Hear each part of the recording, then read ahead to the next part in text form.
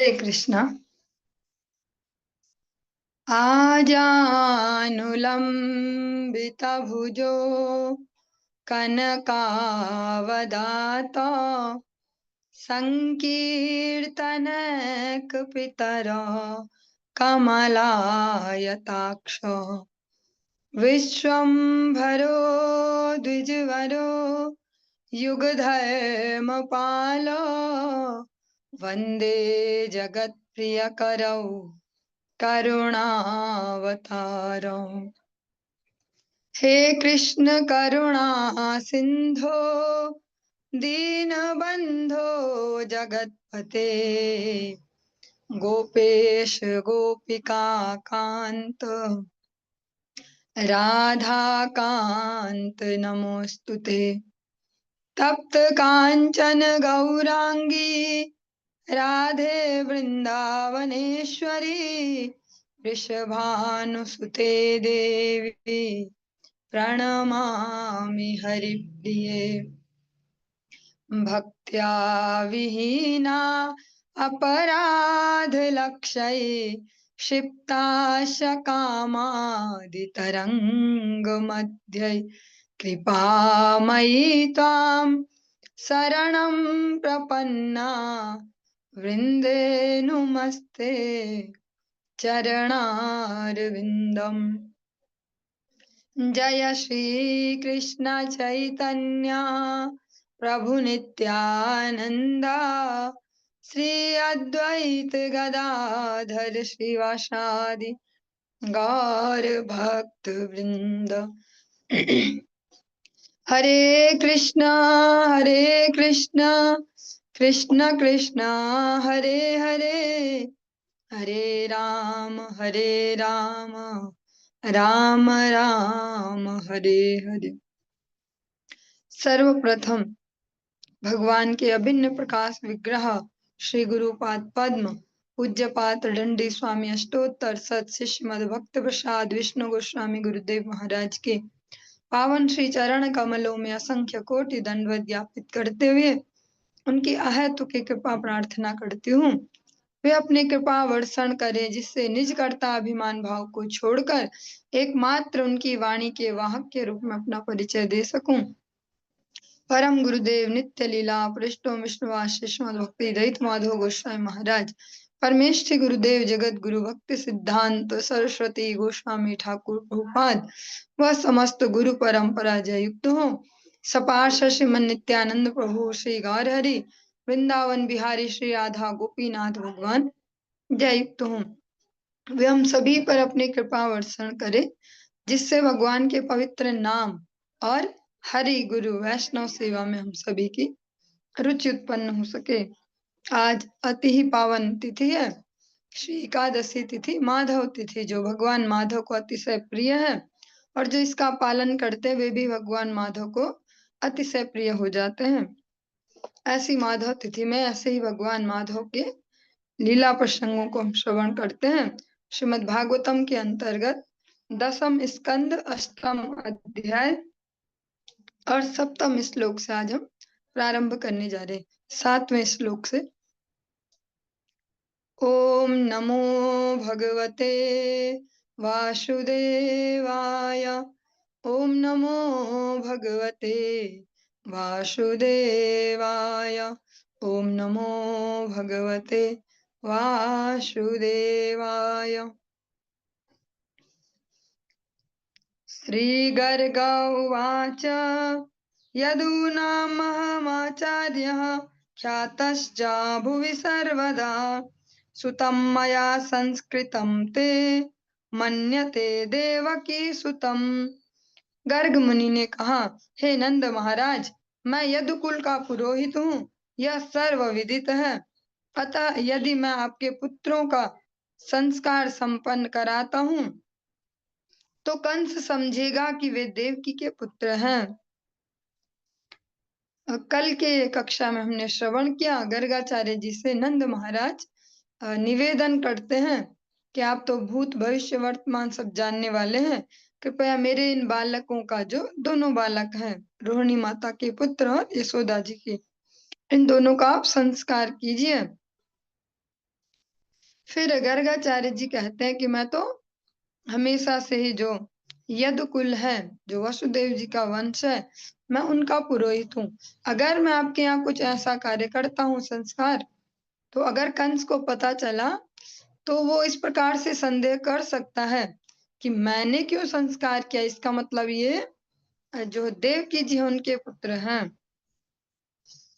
कंसः पापमतिः सख्यं तव च न कदुन्दुभे देवक्याष्टमो गर्भो न स्त्री भवितुर्मर्हति इति सञ्चितय श्रुत्वा देवक्या दारिका वचः अपि हन्ता गता शङ्कस्तर्हि तन्नो अनयो भवेत्।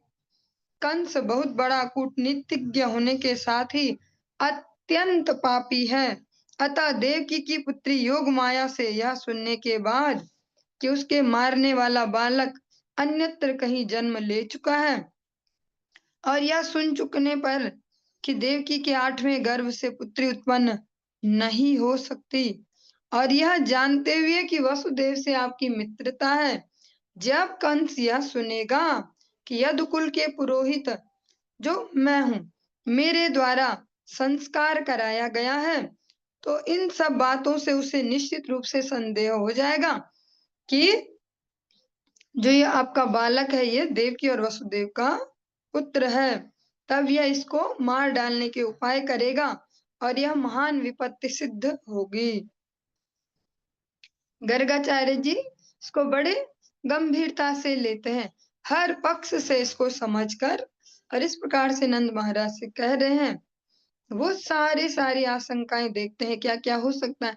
जैसे कभी कभी हमारा दिमाग चलता है ना, कुछ हम करने वाले रहते हैं, निगेटिव फीलिंग्स पहले देता है दिमाग, अगर ये हो गया फिर वहां पता चल जाएगा, फिर ऐसा हो जाएगा, फिर अल्लाह हो जाएगा, ऐसा ऐसा। गर्गाचार्य जी भी हर एंगल से देख रहे हैं कि अरे जो कन्या थी उसने तो स्पष्ट कहा था कि तुम्हें मारने वाला कहीं और जन्म ले चुका है, और सबको अब ये भी पता चल रहा है कि 8वां जो गर्भ है वो कन्या तो नहीं हो सकती थी, उसको बालक ही होना था।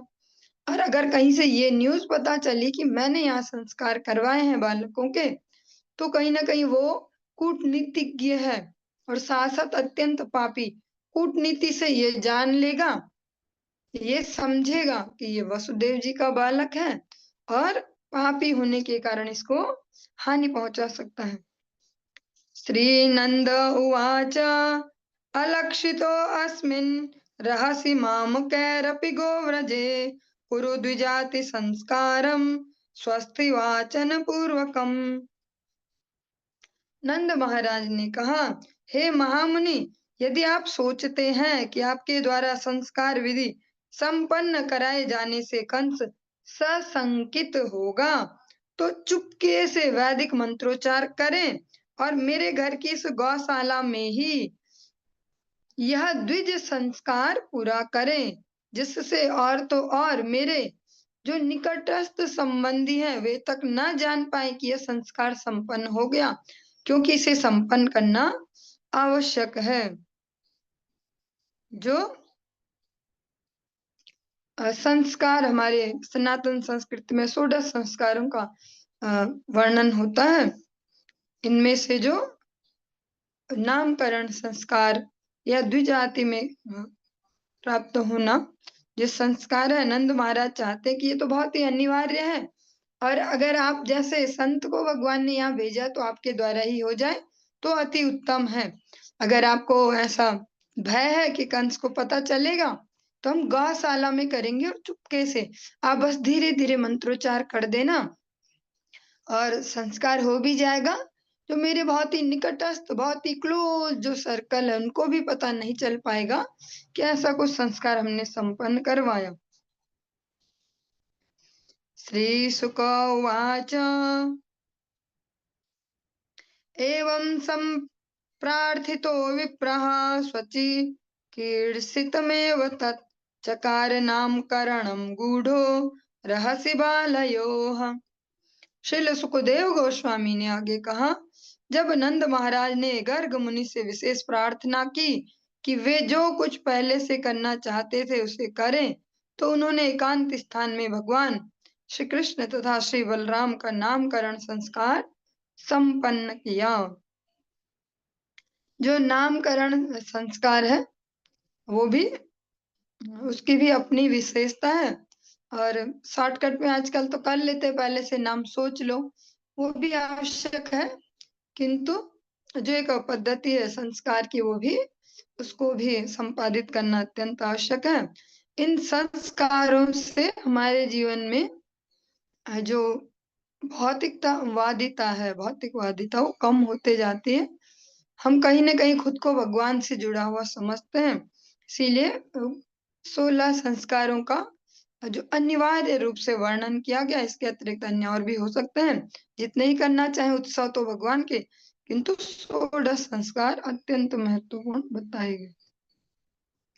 श्री गर्ग उवाच अयं हि रोहिणी पुत्रो रमयन् सुहृदो गुणः आख्यास्यते राम इति बलाधिक्यात् बलं विदुः यदूनां पृथक् भावात् संकर्षणम् उशन्त्यपि। गर्ग मुनि ने कहा, यह रोहिणी पुत्र अपने दिव्य गुणों से अपने संबंधियों और मित्रों को सभी तरह का सुख प्रदान करेगा, अतः यह राम कहलाएगा। जिनको हम बलराम नाम से जानते हैं, उनका वास्तव में राम उनका नाम है। और असाधारण शारीरिक बल का प्रदर्शन करने के कारण यह बलराम भी कहलाएगा। बल इनमें अधिक होने के कारण बल भी इनका एक नाम होगा, तो संयुक्त नाम है बलराम। चूंकि यह दो परिवारों, वसुदेव तथा नंद महाराज के परिवारों को जोड़ने वाला है, अतः यह संकर्षण भी कहलाएगा।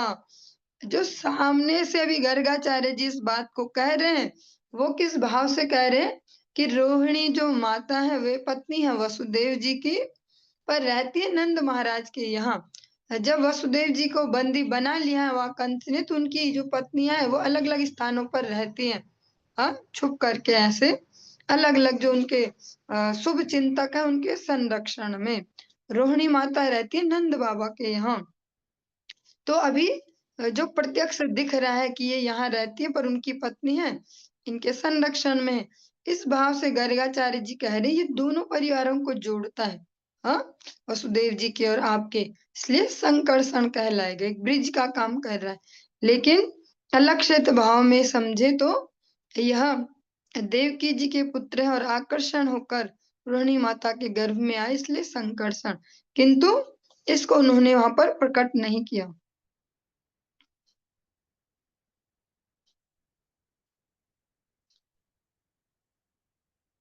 आसन् वर्णास्त्रयो यस्या वृणतो अनुयुगं तनूः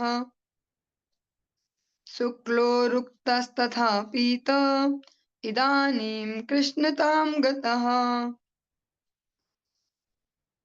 आपका यह पुत्र भगवान श्री कृष्ण हर युग में अवतार के रूप में प्रकट होता है। भूतकाल में उसने 3 विभिन्न रंग, गौर, लाल तथा पीला धारण किए, और अब वह श्याम जो काला रंग है इसमें उत्पन्न हुआ है। और एक अन्य जो अलग अलग द्वापर युग चलते हैं, चतुर्युगी भी अलग अलग चलती हैं, अलग अलग जो चतुर्युगी उनमें भगवान के अलग अलग अवतार होते हैं। जिस तरह से हम अभी समझते हैं, हाँ, थोड़ा सा कॉम्प्लिकेटेड है ये मामला।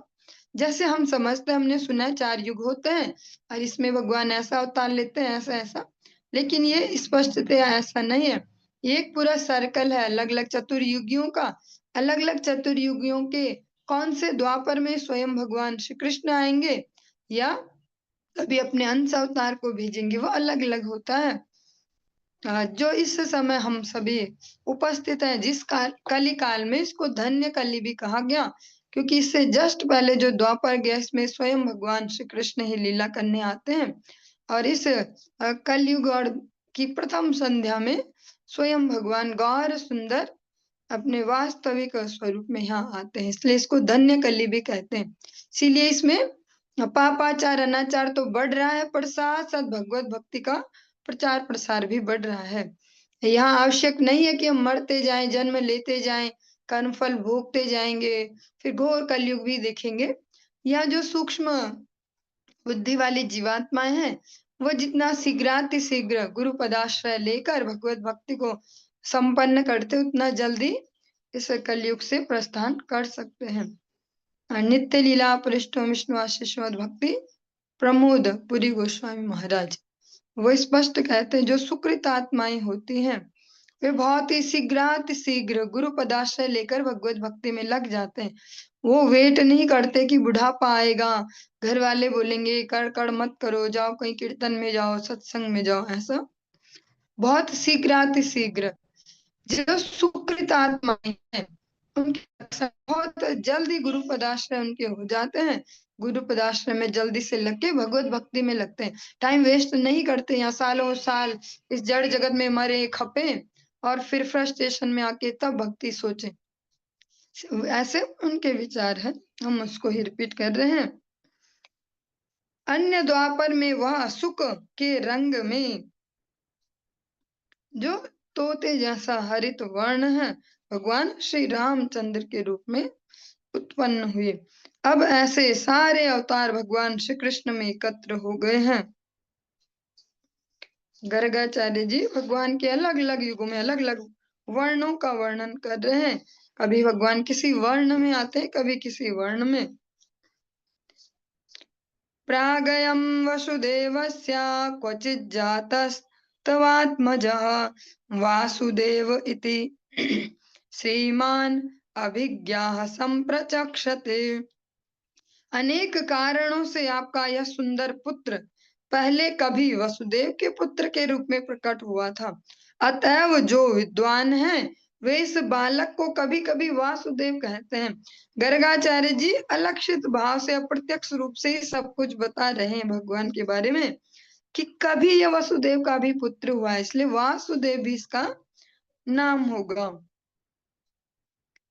बहूनि सन्ति नामानि रूपाणि च सुतस्य ते गुणकर्मानुरूपाणि तान्यहं वेद नो जनाः। तुम्हारे इस पुत्र के अपने दिव्य गुणों तथा कर्मों के अनुसार विविध रूप तथा नाम हैं। ये सब मुझे ज्ञात हैं, किंतु सामान्य लोग उन्हें नहीं जानते। ये बहुत ही सेंसिटिव सा प्रसंग है, अगर समझ पाए। गर्गाचार्य जी कह रहे हैं जो तुम्हारा ये बालक है, अलग अलग जो है इसके गुण है, जो ये कर्म करता है, उनके हिसाब से इसके अलग अलग स्वरूप, अलग अलग नाम है। मैं इस सबको अच्छे से जानता हूँ, पर सामान्य जनता इसे नहीं जानती, क्योंकि गर्गाचार्य जी भगवत भक्त हैं। और जो हम श्रवण करते हैं, जो भी सनातन धर्म से रिलेटेड लोग हैं, वे कोई से भी देवी देवता भगवान जिनकी भी उपासना करते हो, जब कोई धार्मिक सा कार्य करते ना, लास्ट में बड़े जोश से कहते हैं त्वमेव माता च पिता त्वमेव बंधु। कोई सा भी ऐसे, कोई सा भी देवी देवता, कोई भी पूजन होता है, इसको लास्ट में बोलते जरूर है। लेकिन ये वास्तव में गर्गाचार्य जी ने भगवान श्री कृष्ण के ही निमित्त कहा है कि आप ही स्पष्टतया जो परमानेंट माता है, जो हमेशा हमेशा की जो एक परमानेंट माता है। इस जगत में भी हम देखते हैं सबसे सेंसिटिव रिलेशन माँ का होता है। वो शकल देख के ही समझ जाएगी कि मन में क्या चल रहा है बच्चे के। तो सोचते हैं कैसे पता चला, बच्चे भी कभी कभी सोचते हैं आपको कैसे पता चलता है ऐसा ये वो। लेकिन जब इस जड़ जगत में और एक ही जीवन की माता में इतनी सारी क्वालिटीज हैं, तो जो हमेशा हमेशा की माता है, जो त्वमेव माता, पहले भगवान को माता ही कहा गया, च पिता त्वमेव। हाँ, और सारे रिलेशन इसमें लिखे गए, सारे इसमें सुनाए जाते, बंधु भी आप ही हैं, सखा भी आप ही हैं। तो अतः जो इसको गाते हैं रोज और स्मरण भी करते हैं कि आप ही हो परमानेंट माता, आप ही परमानेंट पिता, आप ही परमानेंट दोस्त हो, हमेशा हमेशा के मित्र। जैसे आजकल के जमाने में बहुत चल रहा friendship for ever, friends for ever, हमेशा के दोस्त। लेकिन हमेशा का एकमात्र ही दोस्त है वह भगवान श्री कृष्ण, भगवान श्री हरि, भगवान श्री राम, ये ही परमानेंट मित्र है। हमेशा हमेशा से हमारे साथ है, हमारी सारी हिस्ट्री जानते हैं, हमसे भी ज्यादा, जो हम भी नहीं जानते। और हमारे लिए जो वास्तविक मंगलदायक है उसको ही हमें सलाह देते हैं। हाँ, इस जगत में जो फ्रेंड्स हैं हमारे, वो देखते हैं कि कैसे इससे हमारा मतलब सिद्ध होगा, तो वैसी बात इसको बोलेंगे। अरे यार ऐसा कर लेना, तेरा तो दिमाग बहुत तेज है, तू तो सक्सेसफुल होगा, तू ऐसा कर ले, तू ऐसा। लेकिन श्री भगवान जो वास्तविक मित्र हैं, वे हमें हमेशा वही करने की सलाह देते हैं जो हमारे नित्य मंगल के लिए आवश्यक है। बहुत सुंदर सा भक्ति विनोद ठाकुर जी ने अनेक अनेक अपने गौड़ीय वैष्णव कीर्तनों में इस रिलेशन को, जो भगवान से बहुत मधुरता से वर्णन करते हैं अलग अलग स्तुतियों में। जनक जनानी दयित तनाया, प्रभु गुरु पति तुहु सर्व माया। सब कुछ आप ही हैं, जनक भी आप ही हैं, पिता आप हैं, जननी माता भी आप हैं। हाँ, हर रिलेशन में फाइनली आप ही हैं। भक्तिनोद ठाकुर जी कहते हैं, आप सब कुछ हो मेरे, तुहु सर्वमय। इस प्रकार से ऐसे गौड़ीय वैष्णव के अनुगत्य में एक परंपरा के माध्यम से जब हम इस भगवत भक्ति को सीखते हैं, नॉट स्वच्छंदता से, जैसा सो कॉल्ड धार्मिक होना होता है कि जब जो जो भी धार्मिक कुछ आता है इनके घर में उत्साह होता है, ऐसा ऐसा, वो एक अलग वे में हो गया। उनकी भी जब सुकृति उदय होगी, भगवान उनको एक निष्ठता सिखाएंगे, कोई ना कोई गुरु परंपरा उनके जीवन में इंट्रोड्यूस कराएंगे। लेकिन वास्तव में जो वास्तविक भगवत भक्ति है, वो हम एक सही गुरु परंपरा के अनुगत्य में वैष्णव जनों से बहुत इजीली समझ सकते हैं। भक्तिनोद ठाकुर जी के जो ग्रंथ हैं, जो कीर्तन है, जो उनका समर्पण है, भगवान निष्ठा है, वैष्णव निष्ठा, धाम निष्ठा, उसको भी अगर कोई एक व्यक्ति अपने जीवन में पकड़ ले, तो जीवनों जीवनों का, अनेक जीवनों का, हर जीवन का ही उद्धार हो गया, भगवत भक्ति अवश्य प्राप्त हो जाएगी। गर्गाचार्य जी बहुत सेंसिटिव बात कहते कि मैं तो जानता हूँ कि अलग अलग समय में तुम्हारे इस बालक के अलग अलग नाम है, अलग अलग गुण है, ऐसा सामान्य जनता नहीं जानती। एष वः श्रेय आधस्य गोप गोकुल नंदनः, अनेन सर्व दुर्गाणि यूयमजस्तरिष्यथ। यह बालक गोकुल के ग्वालों के दिव्य आनंद को बढ़ाने हेतु तुम्हारे लिए सदैव शुभ कर्म करेगा। इसकी ही कृपा से तुम लोग सारी कठिनाइयों को पार कर सकोगे।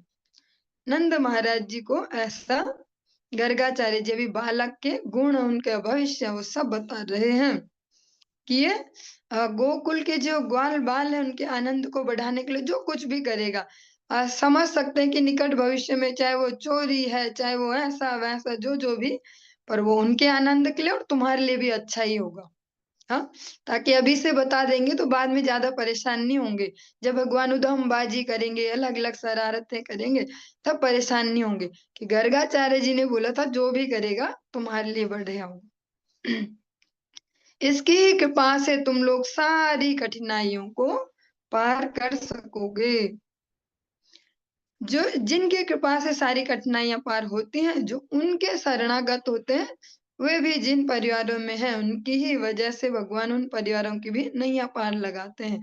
एक भगवत भक्त अगर किसी घर में स्थित है, तो सारे घर का भाग्य उस भगवत भक्त की वजह से भगवान सही कर देते हैं।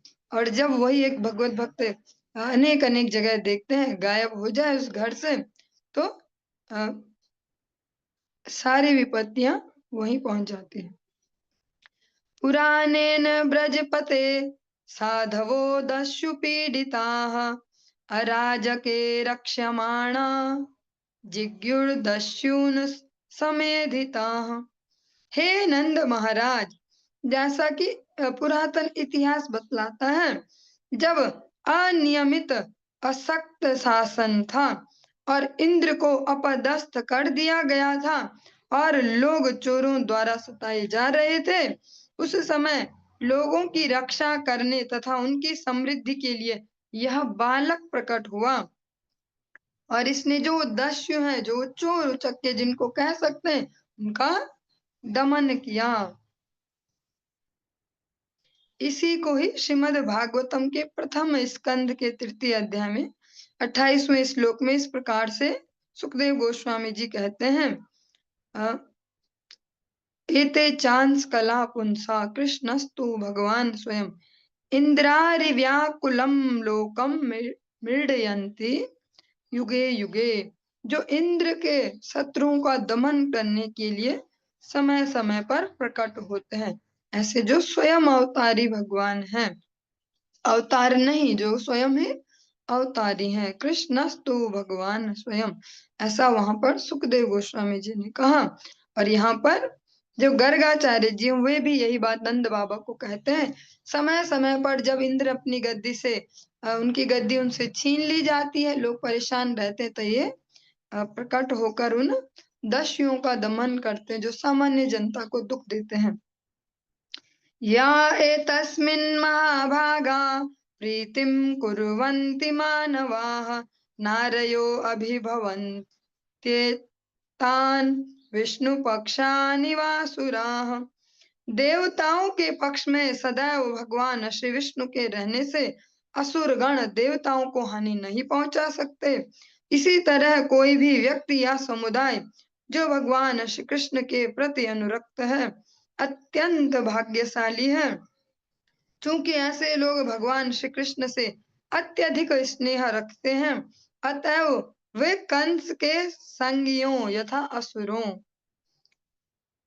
या कह सकते हैं जो उनके कोई शत्रु हो या आंतरिक शत्रु जो हमारी स्वयं की इंद्रियां हैं, वे भी हमारे सबसे बड़े शत्रु हैं अगर वे हमारे अमंगल पथ की ओर अग्रसर हैं। इनके द्वारा कभी परास्त नहीं किए जा सकते। यत्र योगेश्वरो कृष्ण यत्र पार्थो धनुर्धरा तत्र श्री विजय भूतिर्ध्रुवा नीतिर्मतिर्ममा।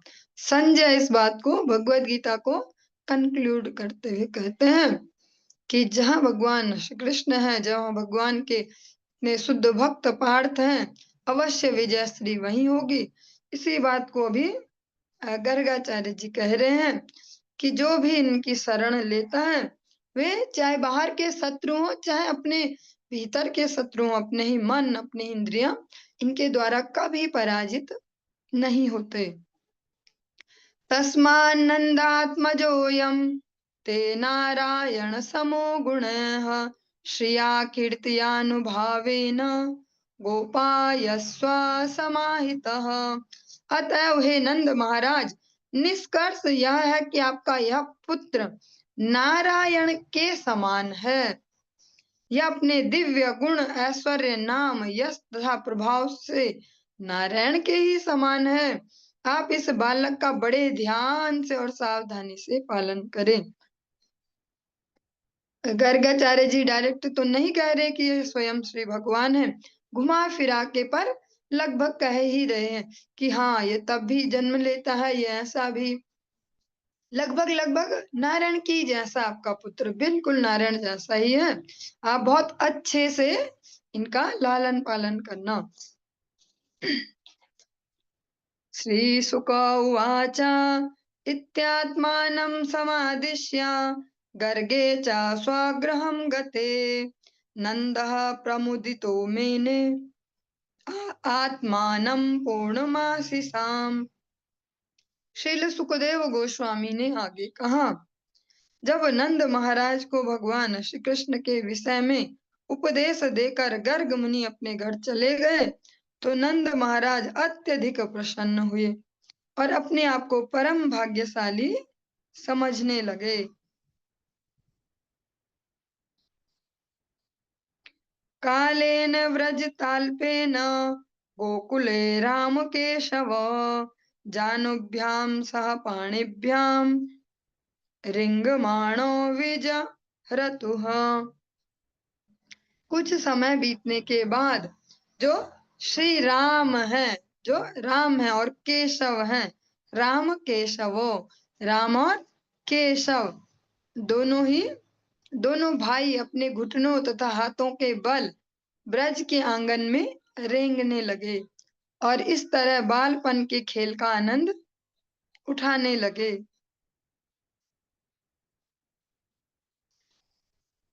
तावघ्रियुग्म मनुकृष्य सरीसृपन्त घोष प्रघोष रुचिरं व्रजकर्दमेषु तन्नादहृष्ट मनसा वनुश्रित्य लोकं मुग्धप्रभीतवधू पेयतुरन्ति मात्रोः। जब भगवान श्री कृष्ण तथा श्री बलराम अपने पैरों के बल ब्रज भूमि में गोबर तथा गौमूत्र से उत्पन्न कीचड़ वाली जगहों में रेंगते थे तो उनका रेंगना सरीसृपों के रेंगने जैसा लगता था और उनके पैरों के घुंघरुओं की आवाज अत्यंत मनोहर लगती थी। वे अन्य लोगों के घुंघरुओं की आवाज से अत्यंत प्रसन्न होकर उनके पीछे पीछे चल देते, मानो अपनी माताओं के पास जा रहे हों। किंतु जब वे देखते कि वे दूसरे लोग हैं तो भयभीत होकर अपनी असली माताओं यशोदा और रोहिणी के पास लौट आते। अब तो बस हम ये कथाओं में ही सुन सकते हैं कि ऐसे कोई मिट्टी में लौट रहा हो, धूल में, गोबर में, लेकिन भगवान ने स्वयं इसका आनंद लिया। भगवान श्री कृष्ण जब कृष्ण स्वरूप में होते हैं और स्पेशली ब्रज में, वृंदावन गोकुल में, तो वे अपने भगवत्ता को भूल कर यहाँ आनंद लेते हैं और अपने जो आसपास है उनको भी अपनी स्वजन मोहिनी माया से आच्छादित करते हैं जिससे वो इनमें भगवान बुद्धि न कर पाए ताकि वास्तव में आनंद ले पाए। अगर हमें पता हो कि जो साथ में खेल रहे हैं ये इतने बड़े व्यक्ति हैं, ऐसा ऐसा, तो फिर वैसा ही करेंगे। हाँ, अच्छे से नहीं करेंगे सब कुछ खुल के जैसे। तो भगवान श्री कृष्ण भी भगवत्ता को कहीं भूल के ब्रज में अनेक अनेक लीलाएं करते हैं। एक साधारण बालक जो कर सकता है ना, जिसको आज के समय में कहते हैं गंदा बच्चा, ऐसे धूल में जा रहा है, ये कर रहा, वो ऐसे गंदे बच्चे जैसे भगवान सब कुछ करते हैं पूर्ण स्वतंत्रता से और उसका आनंद लेते हैं। और भगवान जब इस गौमूत्र में, गोबर के ऐसे आंगनों में कहीं कहीं घूमते हैं ऐसे स्थानों पे, तो उनके जो मधुर मधुर घुंघरू हैं, पाँव में जो पहनाए हैं दोनों मैयाओं ने, वो बहुत सुंदर ध्वनि कर रहे हैं। जब उनकी ध्वनि सब सुनते हैं, सभी आकृष्ट होते हैं। वे भी अगर किसी और को जाते देखते हैं पायल की आवाजों से। और ब्रज की विशेषता है, अभी भी कुछ माता जी वहाँ पालन करते हैं, इतना इतना घूंघट लेके चलते हैं। और गुरुदेव की कृपा से कुछ समय मैंने भी आनंद लिया इसका। कभी कभी जैसे बाजार निकलो, घूंघट डाल लो और अच्छे से ऐसे ब्रजवासियों जैसा, उसका अलग ही आनंद है। तो ऐसे जो और माता जी वहां पर चलती हैं, अन्य गोपियां, दोनों बालक सोचते शायद हमारी मैया है ये। फिर जैसे थोड़ी दूर जाने पे पता चलता ये तो नहीं है, फिर भाग के मतलब पलट के और फिर वैसे ही रेंगते रेंगते तुरंत अपनी माता के पास पहुंच जाते हैं। तन्मातरो निज सुत घृणया स्नुवन्त्यो पंकांगराग रुचिरा उपगृह्य दोर्भयां दत्त्वा स्तनं प्रपिबतोः स्म मुखं निरीक्ष्य मुग्धस्मिताल्प दशनं ययतुः प्रमोदम्। दोनों बालक गोबर तथा गोमूत्र मिले कीचड़ से सने हुए अत्यंत सुंदर लग रहे थे और जब वे दोनों अपनी माताओं के पास गए तो यशोदा और रोहिणी दोनों ने बड़े प्यार से उन्हें उठा लिया, छाती से लगाया और अपने स्तनों से बहता दूध पिलाया। स्तनपान करते हुए दोनों बालक मुस्कुरा रहे थे और उनकी दंतुलियां दिख रही थी, छोटे छोटे जो दांत हैं उनके सुंदर छोटे छोटे दांत देखकर दोनों माताओं को परम आनंद हुआ। अभी यहाँ पर ऐसा वर्णन नहीं किया कि पहले उन्हें बोला छिची छिची गंदे गंदे, पहले उन्हें नलाओ धुलाओ, ऐसा ऐसा ही अभी श्रवण करके तो ऐसा ही लगता है, तुरंत उठाया और गोदी में। यर्यंगान दर्शनीया कुमार लीला वंतर्व्रजे तद्बलाः प्रगृहीत पुच्छः वत्सरितस्तत् उभावनुकृष्यमाणो प्रेक्षन्त्य उज्झित गृहा जहृषुर हसन्त्यः। ग्वाल बालाएं नंद महाराज के घर के भीतर राम तथा भगवान श्री कृष्ण दोनों बालकों की लीलाएं देखकर हर्षित होते। बच्चे बछड़ों की पूंछों के पिछले भाग पकड़ लेते तो बछड़े उन्हें इधर उधर घसीटते। जब स्त्रियां ये लीलाएं देखती तो निश्चय वे अपने घरेलू काम काज बंद कर देती और हंसने लगती और इन लीलाओं का आनंद लेती। शृंगयग्निर्द्रष्टया सिजला द्विजकण्टकेभ्यः क्रीडा परावति चलो स्वसुतो निषेधुम् गृह्याणि कर्तुमपि यत्र न तज्जनन्योः सेकात् आपतुरलं मनसो अनवस्थाम। जब माता यशोदा तथा रोहिणी बच्चों को सींग वाली गायों से, आग से, पंजे तथा दांत वाले पशुओं यथा बंदरों, कुत्तों और बिल्लियों से एवं कांटों से, जमीन पर रखी तलवारों तथा अन्य हथियारों से होने वाली दुर्घटनाओं से रक्षा करने में अपने आप को असमर्थ पाती तो वे सदा चिंताग्रस्त हो जाती, जिससे उनके घरेलू कामकाज में बाधा पहुंचती। उस समय वे अपने मन में जागृत हुई प्राकृत स्नेह की व्यथा कहलाने वाली दिव्य उर्मियों में पूर्ण रूपेण निमग्न हो जाती। अलग अलग प्रकार के आनंद हैं जो अभी हम इस भौतिक जगत में जिसको सुख बोलते हैं, मजा बोलते हैं, वो एक केवल वो अनुकूलता वाला ही फेज है कि सब कुछ बढ़िया बढ़िया मन मर्जी का सब चल रहा है तो मतलब सुखी है। लेकिन सुख अलग अलग प्रकार के हैं। अगर वो भगवान से संबंधित है तो उनसे दूर होना वो भी एक प्रकार का सुख है, उनकी चिंता करना वो भी एक प्रकार का सुख है, जो उनके लिए भयभीत होना वो भी। तो जो दोनों माताएं हैं, जब वो देखते हैं ऐसे बहुत सारी समस्याएं जिनसे छोटे बच्चों की रक्षा होनी चाहिए और लगता कि अरे नहीं हो पा रहा है, ऐसे ऐसे काम धंधा और इधर इधर ऐसा, तो वे प्राकृत स्नेह की व्यथा, जो भगवान से उनका स्नेह है उसके कारण जो भय है उनके अनिष्ट होने का, जो वो कह सकते हैं एक हताशा कि नहीं कर पा रहे इनकी रक्षा, देखो आज ऐसा होने वाला था, आज वहां पे वो भी रखा था और वहां पे चले गए, ऐसा हो गया।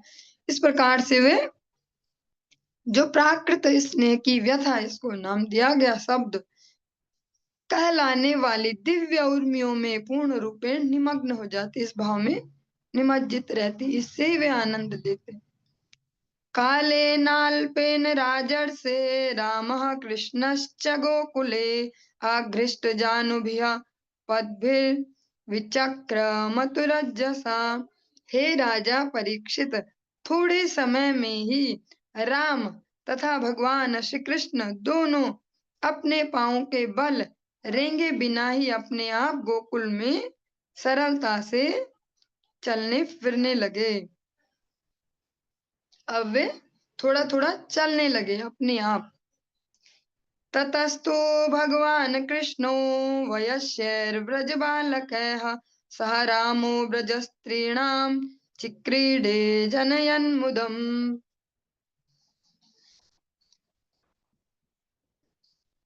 तत्पश्चात भगवान श्री कृष्ण श्री बलराम सहित ग्वालों के अन्य बच्चों के साथ खेलने लगे और इस तरह ग्वालों की जो पत्नियां हैं उनमें दिव्य आनंद उत्पन्न करने लगे। कृष्णस्य गोपयो रुचिरं वीक्ष्य कौमारचापलम् शृण्वन्त्याः किल तन्मातुर इति होचुः समागताः। भगवान श्री कृष्ण की अति आकर्षक बाल सुलभ चंचलता को देखकर पड़ोस की सारी गोपियां श्री कृष्ण की क्रीड़ाओं के विषय में बारंबार सुनने के लिए माता यशोदा के पास पहुंचती और उनसे इस प्रकार कहती। और भगवान हर दिन जो कुछ करते जा रहे हैं जैसा अभी भी इसको अब तो बहुत मिनिमम हो गया है बच्चों का जीवन, बंधा बंधा ही है, कुछ करने की फ्रीडम नहीं होती मन मर्जी का, बस टीवी देख सकते हैं मन मर्जी से और बस इतना ही। लेकिन जब थोड़ा थोड़ा खुला खुला परिवेश था, सब लोग खुले में रह रहे थे तो बच्चों को भी फ्रीडम होती थी, कुछ भी कर सकते थे। वो बाद में ही पता चलता था कि क्या क्या कर चुके हैं। ऐसे ही भगवान जो राम है, बलराम और भगवान श्री कृष्ण, वे अलग अलग चंचलता भरी क्रीड़ाएं करते हैं। और जो ब्रज गोपियां हैं, बस वो हर दिन कुछ नया सुनने को उनको मिलता। आज ये किया, आज वो किया, अभी ऐसा कर रहे हैं, अभी वैसा कर रहे हैं। और उन सबके जीवन बड़े आनंदित है भगवान की लीलाओं में, और वो और भी सुनते रहना चाहती हैं। अतः माता यशोदा के पास जाती हैं और उनसे कुछ कुछ कहती हैं। वत्सान् मुञ्चन् क्वचित् समये क्रोध संजात सः स्तेयं सात् स्वाद्वत्यथ दधिपयः कल्पितस्तेययोगैः मर्कान् भोक्षयन् विभजति सच चेन्नाति भाण्डं भिन्नति द्रव्यालाभे सगृह कुपितो यात्युपक्रोश्यतो कान्। हे सखी यशोदा,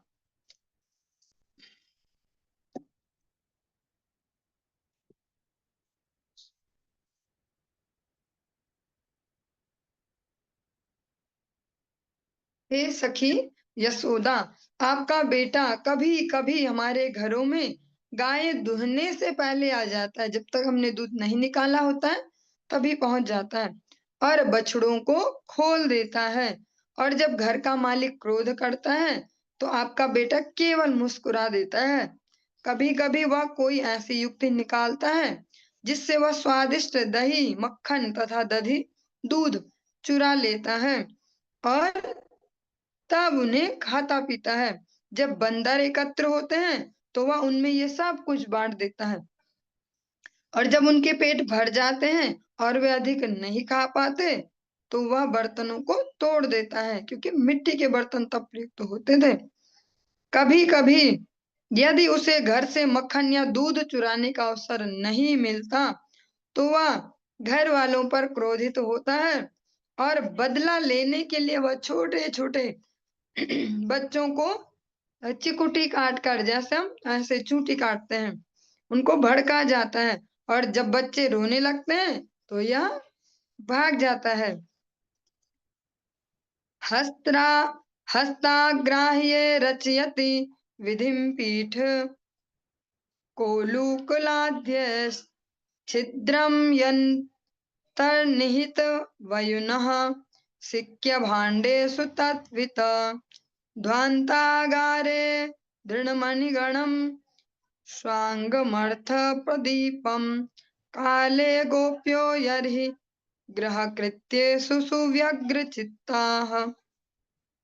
जब दूध तथा दही की मटकी को छत से लटकते छींके से में ऊंचा रख दिया जाता है और भगवान श्री कृष्ण तथा बलराम उस छींके तक नहीं पहुंच पाते तो वे पीढ़ों को जुटाकर जो अ, आज के समय में कुर्सी बोल पाएंगे, गोल गोल से ऐसे, कभी आपने अभी भी ऐसे मिलते हैं वो पीढ़े जिनको बोलते हैं, गोल गोल से ऐसे बने होते हैं लकड़ी वगैरह उसके, उनको जुटाकर तथा मसाले पीसने की ओखली को उलटकर, ओखली को पलट के बड़ी बड़ी सी ओखलियां उस पर चढ़कर उस तक पहुंच जाते हैं। बर्तन के भीतर क्या है वे अच्छी तरह से जानते हैं, अतः उसमें छेद कर देते हैं। जब ज्येष्ठ गोपिकाएं कामकाज में लगी रहती, जो बड़ी बड़ी गोपियां हैं, तो कभी कभी श्री कृष्ण तथा बलराम अंधेरी कोठरी में चले जाते हैं और अपने शरीर में पहने हुए मूल्यवान आभूषणों की मणियों की चमक से उस स्थान को प्रकाशित करके चोरी कर ले जाते हैं। अंधेरी कोठरियों में जो छुपा के दधी, दूध, मक्खन रखा है, फिर वहां पे दिमाग चलाते हैं। हाँ, कृष्णम वंदे जगत गुरुम, सबसे ज्यादा जो नॉलेजेबल पर्सन है इस जगत के, भगवान श्री कृष्ण जो आभूषण माता ने पहनाए हैं उनमें जो मणियां चमक रही है उनकी ही लाइट को यूज करते हैं अंधेरी कोठरियों में और अपना कार्य सिद्ध करते हैं। चलिए आज के प्रसंग को हम यही विश्राम देंगे।